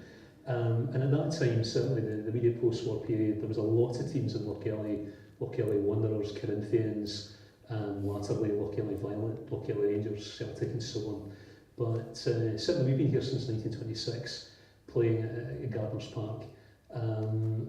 We've been here for a long time, and we're heading up to our centenary, so obviously I'm very keen to verify the story about our origins and our name. My name's Jane Russell and I work in the Library Service Development team in Fife Libraries. And what happened was the libraries put an old ticket, the oldest ticket that they've found in many a year, on Facebook page. I was surprised because I've seen it on past and present on Facebook, and I was surprised to see my mum's name and address on it. And we were wondering, actually, is this the oldest library ticket in existence? And then Grace arrived outside the library yesterday and said, "That's my mum." So it was quite a nice moment. My mum was born in the Happaland in Lochgelly, and when the Timmins Park houses were built, my mum's family were the first tenants in the street. My mum was engaged to my dad for 9 months, but because her mum had passed away, a councillor, David Campbell, come and told my mum, "You're getting married in 3 weeks' time so that you can get the tenancy of this house." And they were very happy years in Timmins Park. Everybody was like family. We went out and in each other's houses. If you were with in somebody else's houses and they were having a dinner, you got fed, and vice versa. And as I say, my dad, he passed away when he was 90, and my mum passed away at 95, and they stayed in the same house all these years. After a couple of years, I bought a gallery, a shop to use as a gallery. And things went very well. We got a few interesting exhibitions. And then one day, a young guy, well, he was not that young, he was about 40, came into the gallery and said, took out his phone and said, "I'm an artist, I've done the painting." And of course, your heart sinks sometimes when this happens, because people get out their phones and they show us really poor quality paintings, and you have to kind of just be nice to them. But he took the phone out, and the paintings were incredible. And even on this small thing, it was the screen of the phone. I was quite impressed by it. So I said, "Oh, Tom, I'd love to come and see that sometime." He says, "Oh, no problem, I'll bring it down." I said, "Oh, don't go to any bother." He says, "I'm only 200 yards up the road." So he brought this big canvas down, and I was just blown away by it, shocked by it actually, because Tom was, he wasn't a trained artist, but this was incredibly detailed, painstaking work, taking him 2 years to paint. It was incredible. So I knew about that. I offered him an exhibition, but he didn't have any other paintings at the time. So what happened was, a couple of years later, 2019, I was thinking about putting some kind of mural up on the wall, on the gable end of our property. And I thought about what could we do? And suddenly it just came to me, Tom's painting's perfect. Local person with a universal theme of the Mona Lisa. And what he'd done was he'd taken the Mona Lisa by Leonardo da Vinci, best known painting in the world obviously, and he'd copied the face and the body roughly, but then he just went a riot of exploration of different forms and things, and he'd added all this decorative material around the central figure, and it's just amazing.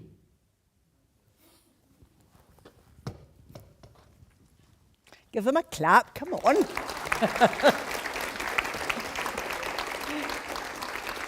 The range of these stories is just amazing. I'm still sitting there giggling about that guy who gave himself the names of the football team. It's wonderful stuff. The last theme section of this evening's event is going to focus on Tales to Treasure. These are the stories that are told over and over when family gets together, when we see old friends, perhaps after a few drinks. Some of these tales are taller than others, but we've been assured that they are all true.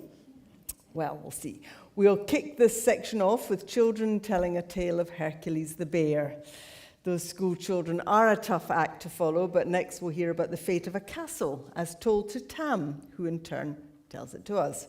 Alistair tells the story of looking for shelter from the storm on a trip to the Western Isles. Then we'll hear Kathy tell a story about a mix-up with the Rag and Bone Man when she was a child. And then we'll see John telling the story of meeting his wife. And we'll end with the reading of an anonymous true tale of Rothsay. On we go.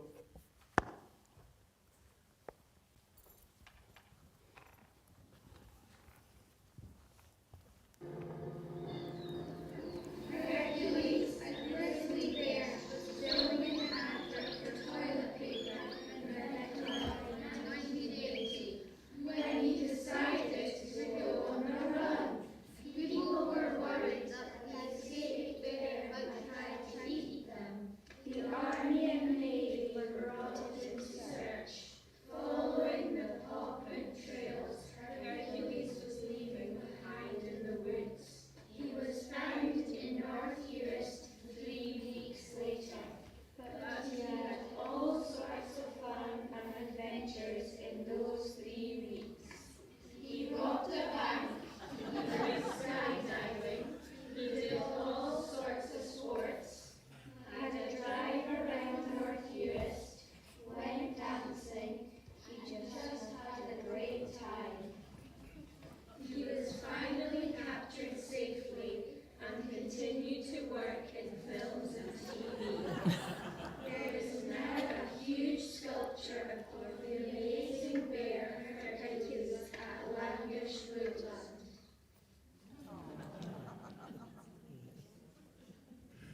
This castle had stood for hundreds of years, and then the mystery is that one winter's night it burned down, and it didn't burn down from the bottom up, it burned down from the top down. The source of ignition, the fireman says, was it was in the attic. The castle burned from the top down, but there's only one problem. It's a very old castle. It has no electrical supply to the top floors. So this left them with how, without a source of ignition, does a castle burn down? Would you like to know how the castle burned down?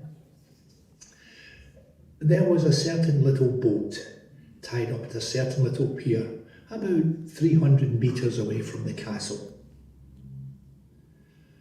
And they were having problems cooking their dinner.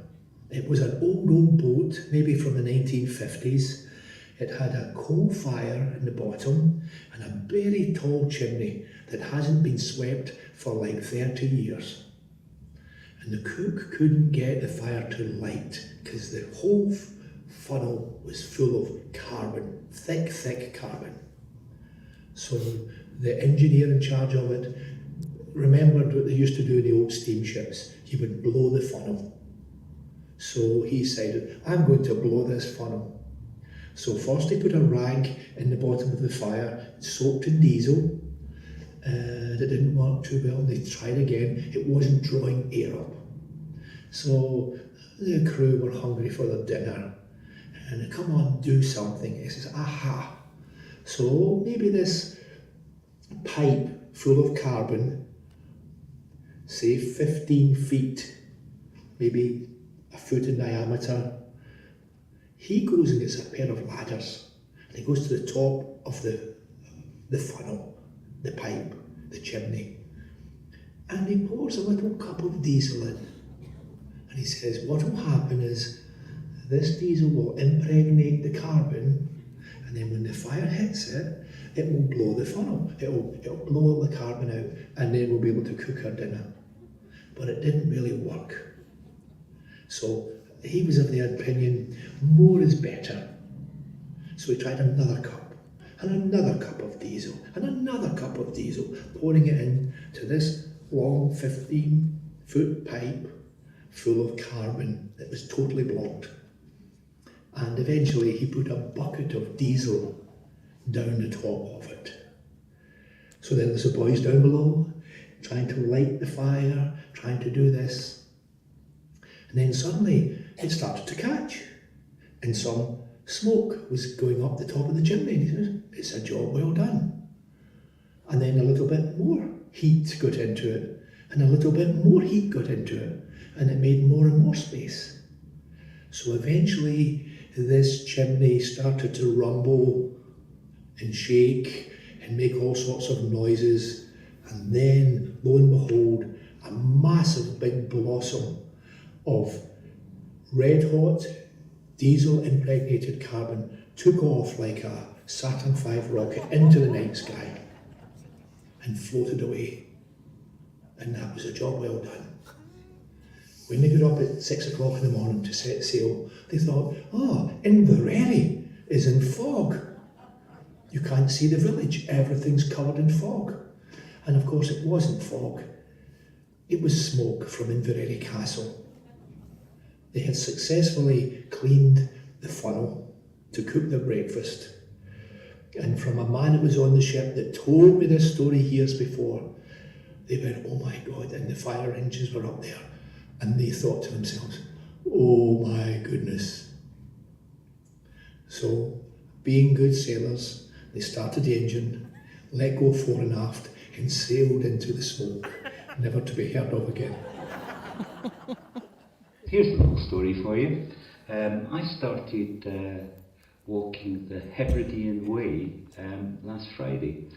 I started off in Battersea, came up through Barra, and then I think it's Benbecula. Either Benbecula or South used it for the Howmore Hostel is. The Gatliff Trust have a hostel there. Been walking up into northerly, really heavy northerly wind, absolutely exhausted, with a friend of mine. And we got to the Gatliff Trust hostel where we were hoping to spend the night. And there was a little sign on the door saying, we're maybe opening in early June. So we asked around, there's nowhere to stay, no campsite, no facilities, no hotel. It was actually blowing such a gale that we couldn't really camp, we couldn't put up the tents. It'd be very difficult to do that, so we had a wee look around. And we saw there was a church, a very handsome looking church, obviously recently renovated, so we went in to get a little bit of shelter from the wind. And we'd sat there and stayed there for a while, and nobody came to lock up, so we said, well, maybe we can just stay here tonight.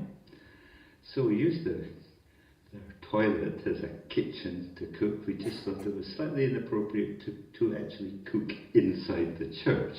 That seemed a little bit irreverent, so we did our little bit of cooking in the toilet, which had, running water, everything we needed. And then we bedded down for the night. We left our boots outside and a little note on the door telling not anybody who came, not that we were inside, so don't get a fright when they come inside the church. Early in the next morning we packed up our stuff, left a little note in the visitor's book saying, thank you very much, you've given us shelter from the storm. The rag and bone man used to call.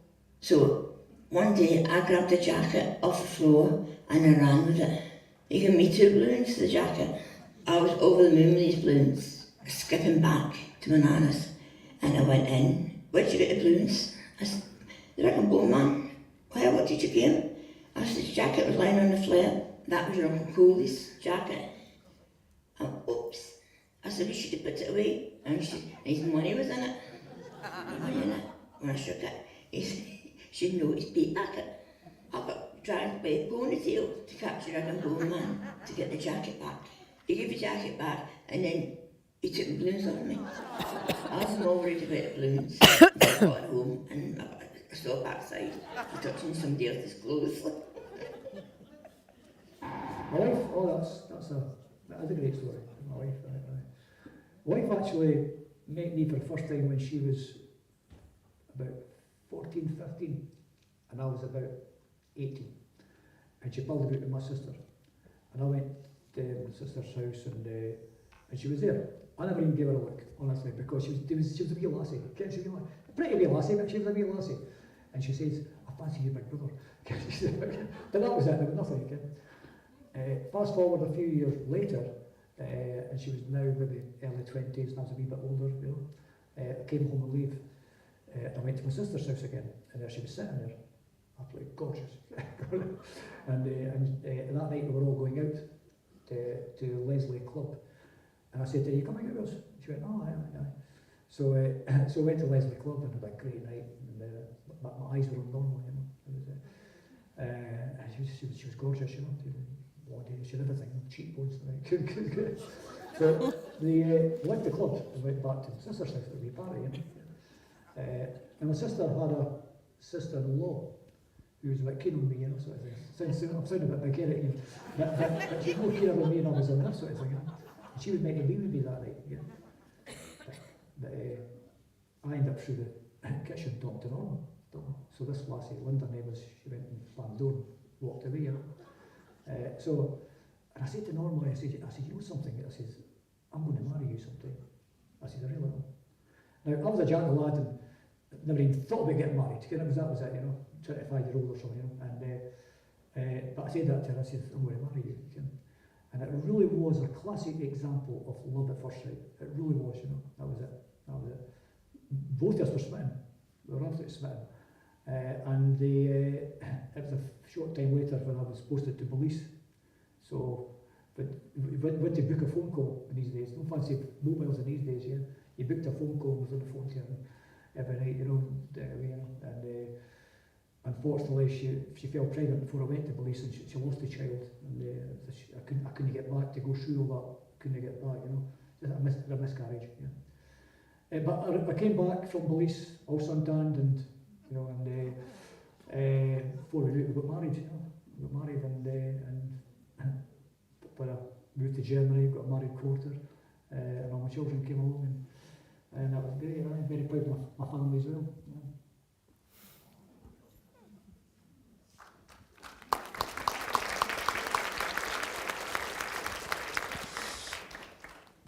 I'll tell you a story about Rothsay, and this is true. All the best stories go, this is absolutely true. Here's a Rothsay story. Once a long time ago, I worked for the MOD. I worked on a little base over there, Fast Lane. My job was to transport people back and forward, and they were running an experiment. Off Rothsay, there's a big, deep hole in the water, and they took one of their big black boats down, and they put it there in the water. I was taking the Hyhegians down, and I said, what are you going to do? Well, they said, we're going to get this big black boat, and we're going to let explosives off near it. I says, is that not a bit dangerous? They go, no, we're doing shock tests in the hull. We only do small bangs. The Americans, they do big bangs. But the Atomic Energy Commission are a wee bit pussy. They don't like us doing too big a bangs near these things. I says, but couldn't that be dangerous? I says, isn't Loch Striven deep? No, they said. Loch Striven, you know, Loch Striven. They took the big black boat out there and they tied it to the buoys, and then they started letting off bangers in the water to see how it rattled. I said to myself, that could be dangerous. Is that boat on? Is that boat hot? I mean, doesn't that black boat still have stuff in it? I took all the head officers back to the hotel that we're staying in Ellen. And we tucked them into their beds and we said, see you at 6 tomorrow morning and we'll take you back to your big black boat so you can let more bangers off next to it. And it was so funny. I'm in my kip, sleeping away there. And about 2 o'clock in the morning, the radio goes, wah, wah, wah, wah, wah. Hold on a second. Not as easy as it looks.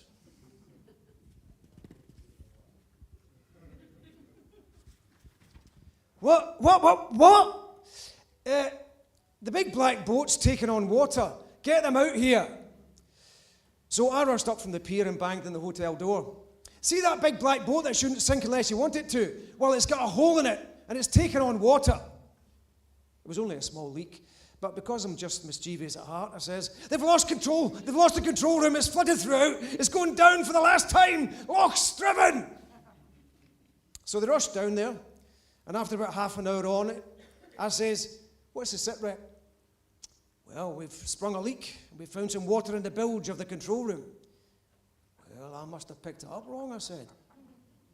I just was mischievous enough to go on and say, and what would you do if a stub had broken somewhere further on aft? What happens if you'd lost the reactor room? Would that have been a tourist attraction for the next 3,000 years? Would all the Rothschians be glowing in the dark?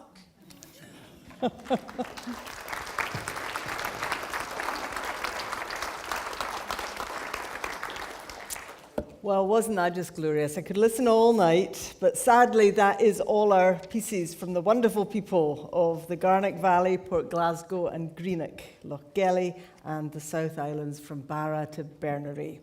But we do have one more reading for you. Catherine McFarlane, who's been one of our readers this evening, is also a wonderful poet who hosted our final community campfire event on Berneray during the Western Isles residency. Tonight she's going to stand for all the fabulous artists involved in this project by reading the poem she wrote for that event to celebrate the week. Catherine. This spark. We came here, some homewards, some sailed across the sea, and though some of us came armed, it was only with cameras, microphones, typewriters, and we knew there was a welcome here, for this is Scotland, and we came by invitation. And off the boats we brought a new way of travelling, an old way made new way of sharing and hearing, and you brought your own wagon of stories. Lorlin and Gaeltoch on wheels, and together, in the shadow of Ruval, Havel, Ben Moor, Ben Sleeve, and Avel, we were welcomed with open hearts. You, generous in the gifting of stories from Barra to Lochboylesdale, Linnacleet to Lochmaddy, and here in Berneray, you have pulled up the Cayley bench, shared stories and smiles on wagons.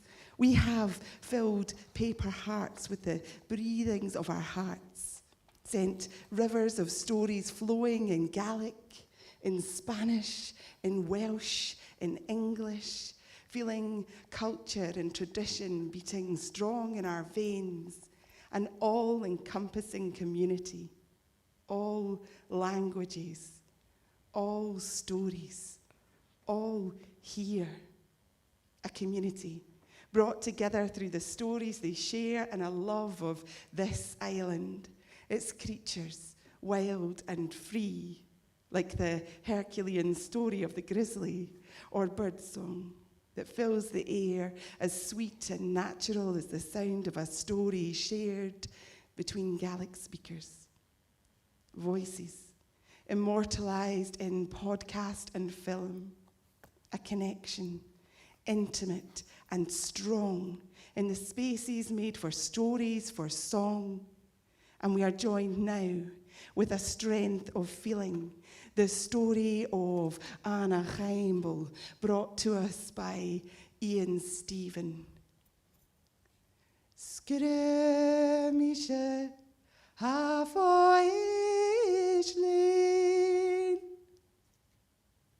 Mochs vaten is me gary Oh, he yollen yet He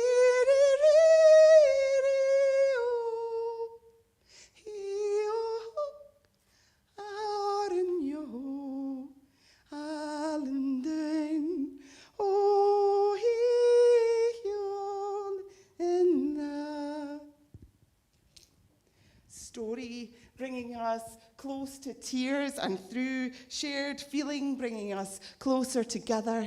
We bear witness to an ache of all that is lost or nearly lost. And we make a promise to carry with us all that you have shared with us, breathing life as we sing and as we share.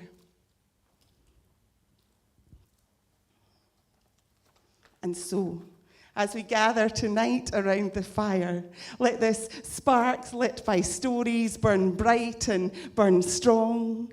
Let it kindle our friendships, live long in our memories, for in finding our stories, we have found our way home.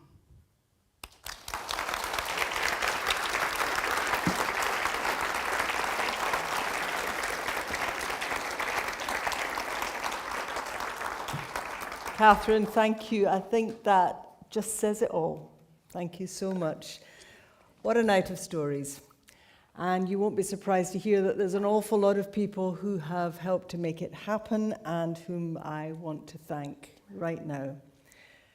Thank you again, of course, to the First Minister for taking the time to open the event and contribute to it so enthusiastically. On behalf of Scottish Book Trust, thank you to Scotland's Year of Stories 2022 for the support that made all this possible. Particular thanks to Emma Boa, Susan Robertson and Louise Finch. Thanks to each of the library services that hosted a community campfire residency. That's North Ayrshire Libraries, Inverclyde Libraries, On Fife and Western Isles Libraries. And huge thanks to the army of individual librarians who welcomed and introduced us to the people who make their communities so special. Our libraries are important spaces rooted in our communities, providing essential services. Working with them is always such a pleasure. Thank you to all the artists who worked so hard to capture these fantastic stories. Their commitment and unfailing interest in the people they met are what made this project so special. They are Luke Winter and his Story Wagon, Chris Dukes, Paul Bristow, Jarvis Gray, Marjorie Lofty, Doyon McKinnon, Rachel Kennedy, Alana Nekanuish, Betty Skelton, Maria Herbert Liu, Kirsten Innes, Gowrie Raji, Kate Walker, Jane Wilding, Ian Stephen, and of course, our own Catherine McFarlane. I've also got to thank the Glasgow Film Theatre here for being such wonderful hosts, particularly Malcolm up in the projectionist box there, who has gone above and beyond. Thank you, Malcolm. And of course, thanks again to Catherine and to Lubna Kerr and Cal McAninge for the McAninge for the wonderful readings this evening. Weren't they marvellous? Weren't they marvellous?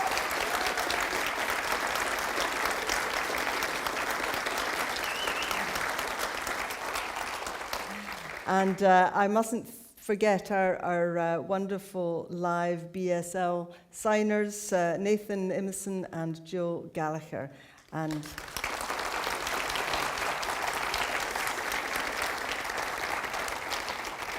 to Sandy McGee for streaming the event.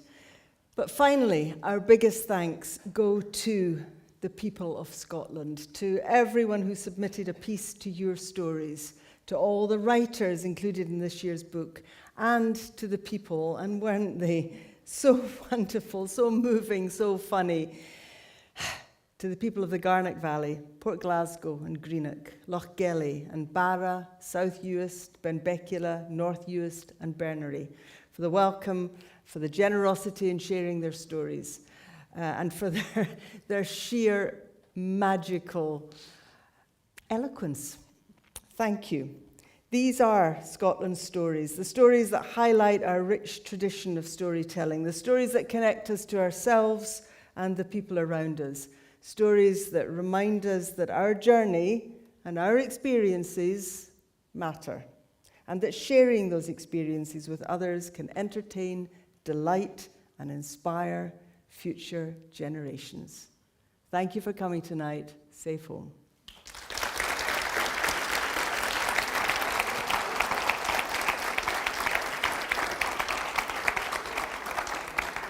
Well done, everybody.